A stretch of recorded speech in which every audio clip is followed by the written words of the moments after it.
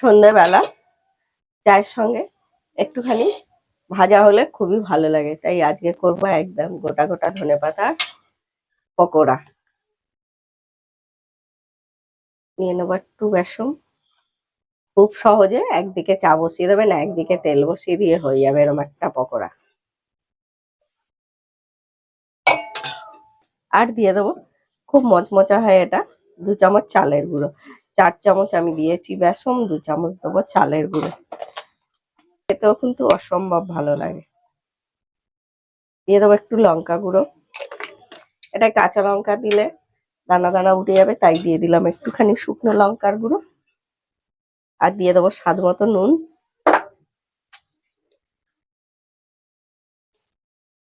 একটু হলুদ।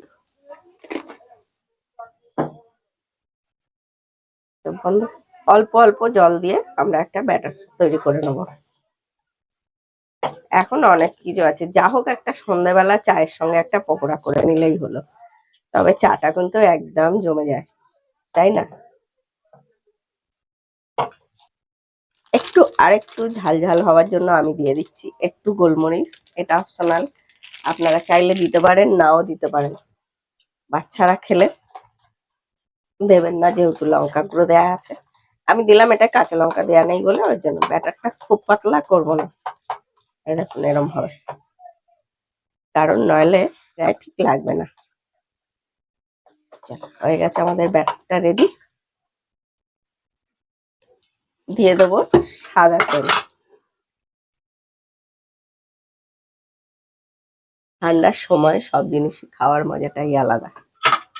কত রকমের ধনেপাতা গুলো এরকম গোটা গোটা রেখে গোড়ার দিকগুলো ফেলে দিয়ে ভালো করে ধুয়ে নিয়েছি। একসঙ্গে এরম দুটো দুটো তিনটে, যেরকম করতে চান সেরকম দিয়ে দেবেন। দুটো তিনটে গাছ একসঙ্গে দিয়ে দেবো। এরম ভালো করে ব্যাটারে মাখিয়ে নেবেন। এরম করে মাখিয়ে দিয়ে দেবেন।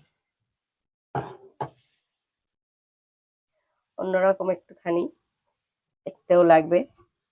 আর যেটা ছোট ছোট পকোড়ারও আমার ধনেপাতা দেয়া আছে, সেটাও দেখতে পারেন। উল্টে দেবো। একদম সময় লাগে না, আর চালের গুঁড়ো দেওয়ার জন্য খুব মচমচে হয় খেতে। এটা হয়ে দেখো,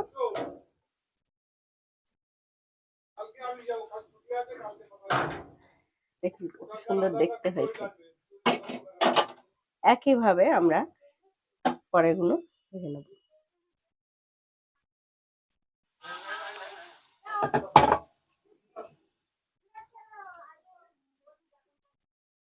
ভাজা জিনিসটা আমার ছেলে তো ভীষণ ভালোবাসে, যে কোনো ভাজা এত ভালোবাসে কি বলবো, যার জন্য যে কোনো পকোড়া বড়া করুন আমার বাড়িতে একটু ভাজাভুজিটা বেশি আসে, সবই হয় ভাজাভুজি মিষ্টি জিনিস। আসলে সেটা কথা নয়, আমরা সবাই খেতে ভালোবাসি, খাদ্য রসিক মানুষ, আর খেলে রান্না করতেও ভালো লাগে। এরকম ঠিক যেন চিংড়ি মাছের মতো দেখতে হয়েছে। এই দেখুন, বড় চিংড়ি মাছ যেন।